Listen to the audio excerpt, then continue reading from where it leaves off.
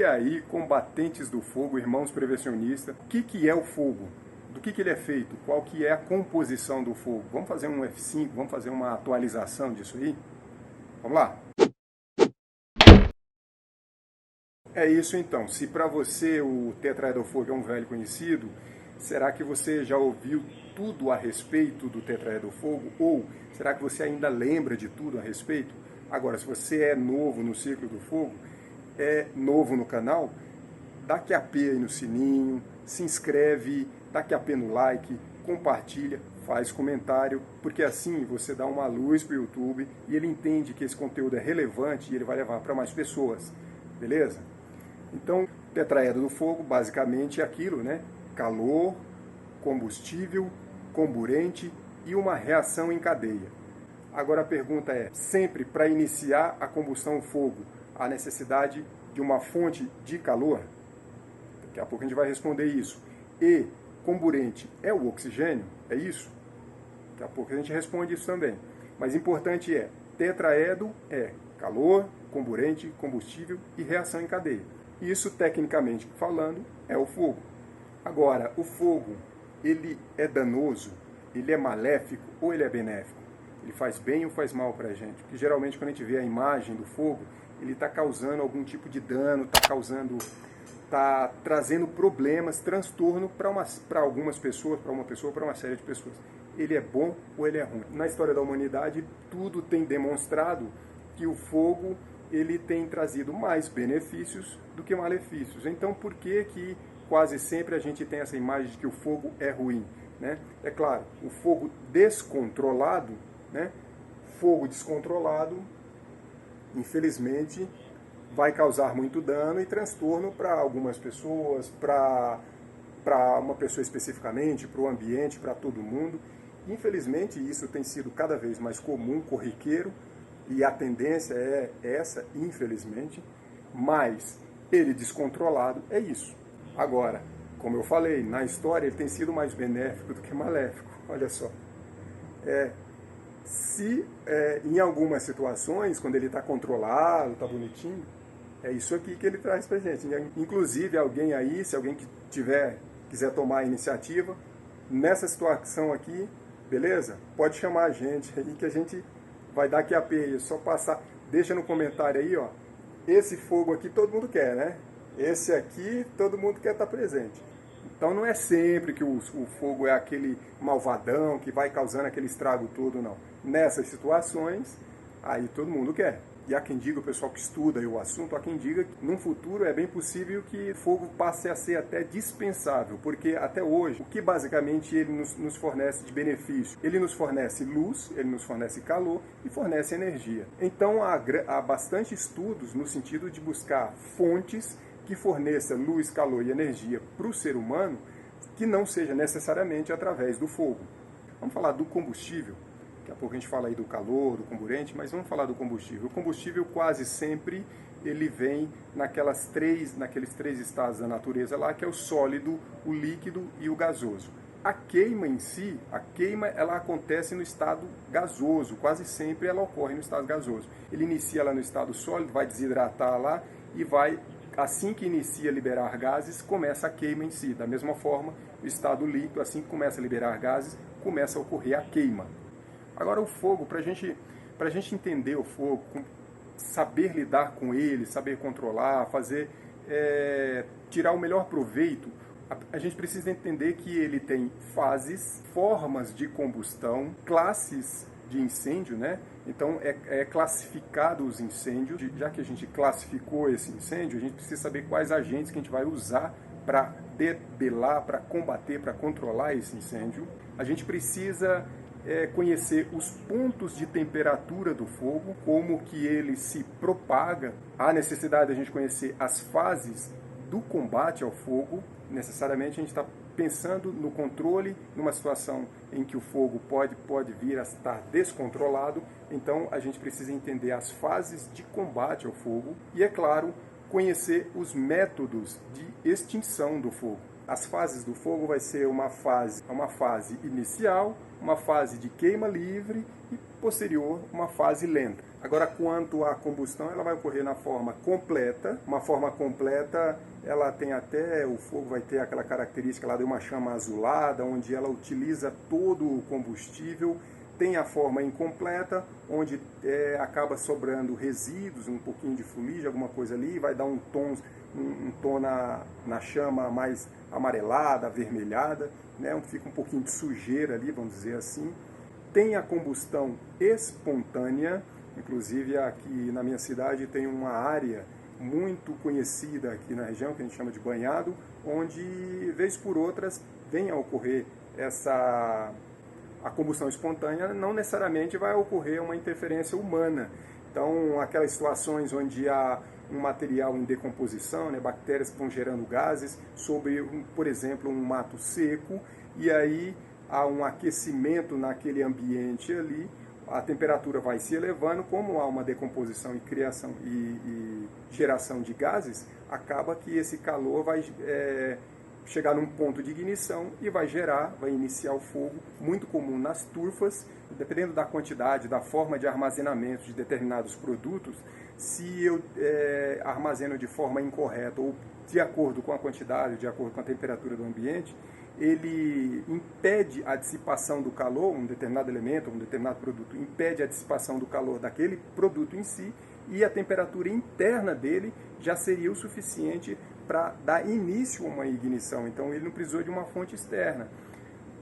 Foi armazenado de uma forma incorreta, não houve a possibilidade de dissipação de calor, aí gera aumenta-se a temperatura daquele no local onde está armazenado, a possibilidade da autoignição muito grande. De outra forma, é a explosão.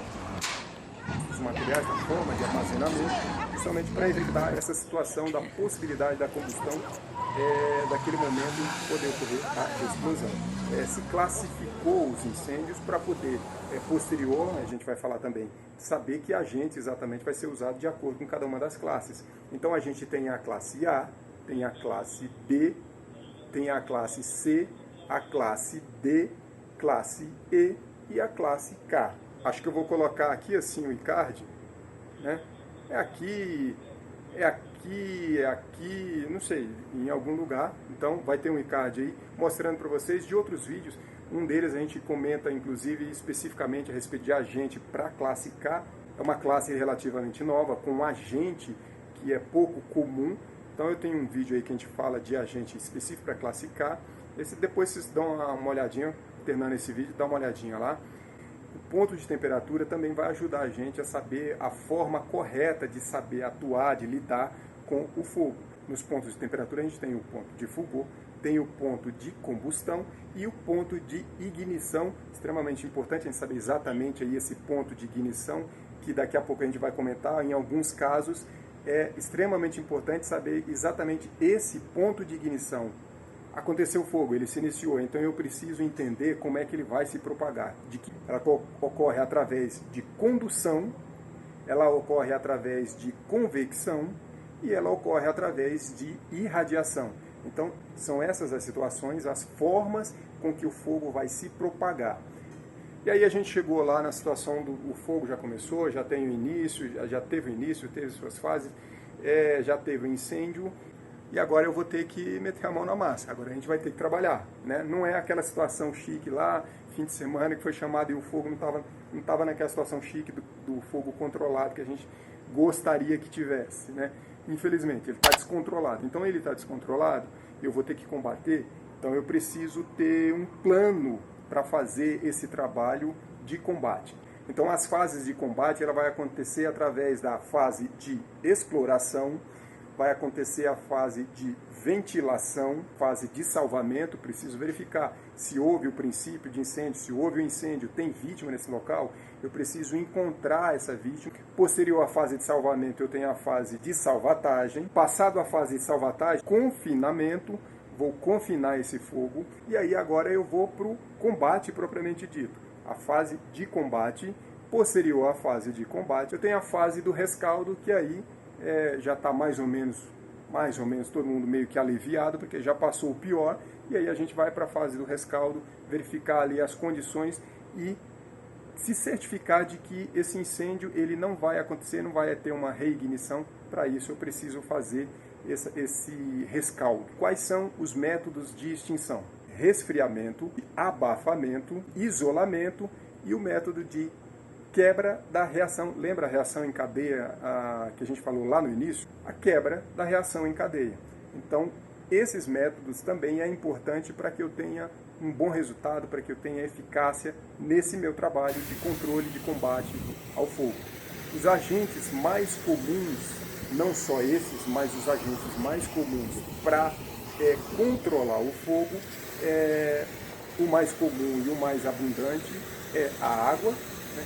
E é claro, porque exatamente classificação, verificar fase, agente, combustível, etc.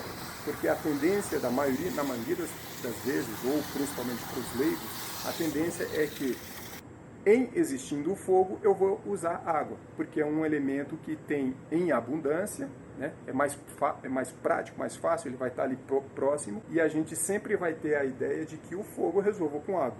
Mas não é em todas as situações que eu vou usar um agente como água, por exemplo. Existe também um agente espuma, né? Os líquidos geradores de espuma. Eu tenho o pó químico, vários tipos de pó, que é o gás carbônico, os compostos halogenados, no caso da classe K, um elemento químico específico para usar, para trabalhar nessa classe de incêndio, um agente específico para a classe K. Então, cada classe tem um agente adequado, mais recomendado, mais apropriado para se utilizar. Então, por isso a importância de se classificar, de se conhecer agentes, métodos de extinção, a forma, o ponto de temperatura do fogo, a forma de combustão, a forma de propagação. Por isso a importância de conhecer todos esses detalhes para a gente saber lidar melhor numa situação de um possível fogo descontrolado. Então, o comburente, muito parecido com o agente água, é comum a gente sempre associar o comburente como sendo o oxigênio, e é uma realidade porque o oxigênio ele tem em maior quantidade, em abundância, no nosso planeta. Porém, comburente, na verdade, é todo aquele elemento que tiver uma reação ideal, uma reação adequada com um determinado combustível. Então, toda vez que você verificar essa simbologia aqui, é extremamente importante ficar atento, porque essa simbologia diz que aquele elemento ou que esse elemento ele é um comburente. Então, dependendo do tipo de combustível a que ele tiver acesso ou contato, pode existir uma reação, e aí a partir de uma quantidade, de uma condição ideal, esse elemento vai reagir com determinado combustível e vai iniciar um processo de combustão, vai iniciar um possível fogo, um incêndio. Então, oxigênio é o comburente mais comum, mais abundante, porém existem diversos outros que há uma necessidade de um cuidado especial, adequado para armazenamento, para controle. Quando a gente falou do ponto de temperatura do fogo lá, a questão da ignição, alguns elementos químicos, eles conseguem iniciar uma reação de combustão, né? Novamente, como eu falei lá, será que para a existência do fogo eu preciso do calor, uma fonte de calor externa? Nem sempre. O próprio elemento ali, se ele for, por exemplo, com um ponto de ignição muito baixo, um elemento químico que tem um ponto de ignição muito baixo, ele talvez não tenha necessidade de uma fonte de calor externa, ou às vezes a temperatura ambiente já é suficiente para ele entrar ter uma autoignição e entrar em combustão. Então, elementos como, por exemplo, o fósforo branco, que numa temperatura ambiente ele já pode entrar em combustão. O nitrato de celulose é extremamente sensível, com um ponto de ignição muito baixo. Sódio, há diversos elementos químicos, dependendo do ambiente em que ele estiver. Talvez não haja nem necessidade de uma temperatura, de uma fonte de calor externa, basta a temperatura do ambiente, porque o ponto de ignição dele é baixo, ele entra em autocombustão.